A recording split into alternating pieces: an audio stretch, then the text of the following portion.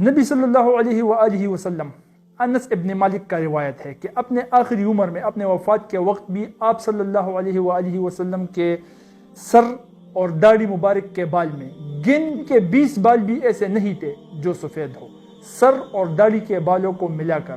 تو اس کا مطلب یہ سفید بال نہ ہونے کی برابر تھے، اور جب آپ صلی اللہ علیہ وآلہ وسلم اس تیل لگاتے تو وہ بھی پھر نظر نہیں آتے. اچھا، اب اس کا مطلب حضور صلی اللہ علیہ وآلہ وسلم اپنے وفات کے وقت 63 سال عمر میں بھی بالکل ایسے جوان تھے جس طرح کے ایک 30 سال کا شخص ہوتا ہے.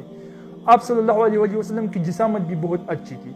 حضور صلی اللہ علیہ وآلہ وسلم، اگر آپ سیرہ پڑھو گے، ان کا پیٹ مبارک کبھی سینے سے آگے نہیں چلا ہے. سو اس کا مطلب ایجنگ آپ صلی اللہ علیہ وسلم کو اللہ تعالیٰ نے یہ خوبصورتی دی تھی، ان پر ایجنگ نے اثر کیا ہی نہیں تھا. اچھا، اب ایجنگ کیا ہے، بڑھاپا کیا چیز ہے، اس کو ذرا سمجھ لینا. بڑھاپا کیوں آتا ہے؟ ہمارے سیل ہمارے وجود کے اندر جو ہوتے ہیں یہ مائٹاسس کے تھرو ڈیوائیڈ ہوتے ہیں. مائٹاسس ایک پروسیس ہے جس سے ایک سیل 2 میں، 2 4 میں، 4 8 میں، 16 32 64 128 256 512 1028 2024 اس طرح سے وہ ڈیوائیڈ ہوتے جاتے ہیں سوان اس ملٹیپلیکیٹیو ریٹ میں. اب ایک سیل اپنے تمام زندگی میں کتنے بار ڈیوائیڈ ہوگا کہ اس کے بعد اس کی ڈیویژن رک جائے گی، وہ سیلز اور ڈیوائیڈ نہیں ہوں گے؟ یہ ڈیپینڈ کرتا ہے ایک سیل کے اندر تھریڈ لائک سٹرکچرز ہوتے ہیں جس کو ہم کہتے ہیں کروموسومز، اور اس کروموسومز میں اٹیچ ایک تھریڈ لائک سٹرکچر اور ہوتا ہے جس کو ہم کہتے ہیں ٹیلیمیئرز. ٹھیک ہے، اب دیکھو سمجھو، جب ایک سیل اپنا ڈیویژن کرنا بند کرے تو اس کا مطلب یہ سیل جو سیلز بن چکے ہیں آلریڈی، اس کے آگے ڈیویژن نہیں ہوگی. ڈیویژن نہیں ہوگی تو جو پرانے سیلز ہیں وہ تو مریں گے ضرور. وہ مریں گے تو اس کے بعد کیا ہوگا؟ فار ایگزامپل میرا یہ سکن ہے، اس کے سیلز اگر مرے اور جو سیلز ہے وہ ڈیوائیڈ بھی نہ ہو تو یہ شرنک ہونا شروع ہو جائیں گے، کیونکہ سیلز آلریڈی مر رہے ہیں اور سیلز پیدا بھی نہیں ہو رہے. اس کو ہم کہتے ہیں ایجنگ. سو اس طرح سے انٹرنل آرگنز بھی سلولی ختم ہوتے رہتے ہیں، سکن بھی شرنک ہو جاتی ہے، بندہ بھی جھک جاتا ہے، مسلز بھی کمزور ہو جاتے ہیں، and this process is known as aging. اب دیکھو، کروموسوم کے اندر یہ جو تھریڈ لائک سٹرکچر ہوتا ہے اس کو ہم کہتے ہیں ٹیلیمیئرز. یہ ٹیلیمیئرز یہ طے کرتا ہے کہ ایک سیل کتنے بار ڈیوائیڈ ہوگا. جب تک یہ ٹیلیمیئر ختم نہ ہو جائے تب تک یہ سیل ڈیوائیڈ ہوتا رہے گا. ٹیلیمیئرز اس طرح سے ختم ہوتے ہیں جس طرح کہ مان لو کوئی شخص سگریٹ لگائے اور اسے پینے لگے، تو جس طرح سے سگریٹ ختم ہوتا ہے اس طرح اپنے زندگی بھر میں یہ ٹیلیمیئر ختم ہوتا ہے. تو جب ٹیلیمیئر ختم ہو جائے اس کے بعد پھر آنورڈ یہ سیلز جن میں یہ جینیٹک مٹیریلز ہے وہ آگے ڈیوائیڈ نہیں ہوں گے تو بڑھاپا شروع ہو جائے گا اور اس کے بعد پھر آہستہ سے موت آ جائے گی. اچھا، اب بات یہاں پر ہم کو یہ سمجھنی ہے کہ یہ ٹیلیمیئرز کس طرح سے ہم کر سکتے ہیں اس کا ختم ہونا کہ سلو ہو جائے. ٹیلیمیئرز کا ختم ہونا سلو ہو جائے، یہ ہم کس طرح سے کر سکتے ہیں؟ دیکھو اس کو بھی ایک مثال سے سمجھو.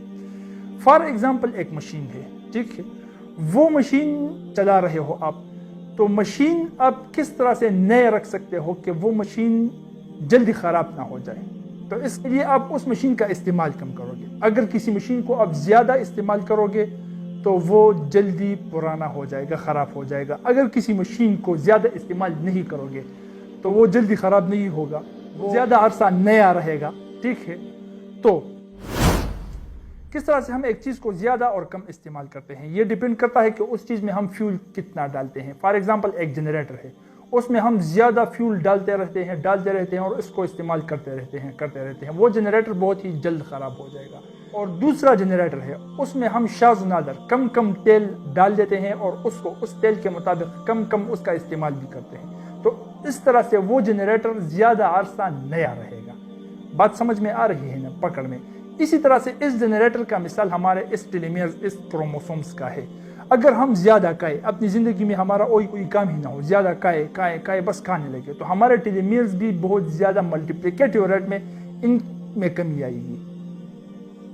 اور اگر ہم اپنی زندگی میں صحت مند کھانا تھوڑا کھاتے رہے، مطلب اس میں حد سے زیادہ اضافہ نہ کرے، تو ہمارے ٹیلیمیئرز کے یہ کم ہونے کا ریٹ وہ بھی کم ہو جائے گا.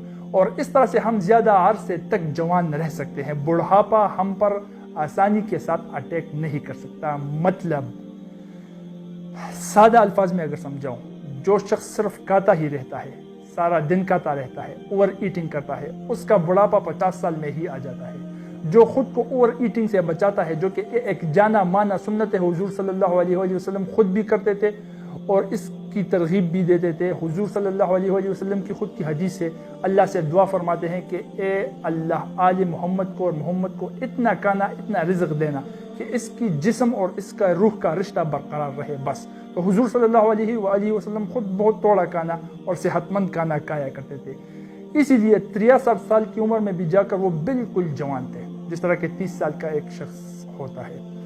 تو اس طرح سے اگر ہم بھی تھوڑا تھوڑا کھانا کھائیں، صحت مند کھانا کھائیں، تو ہم بھی 60-70 سال کی عمر بالکل جوان دکھ سکتے ہیں اور بڑھاپا ہم پر آسانی سے حملہ نہیں کر سکتا۔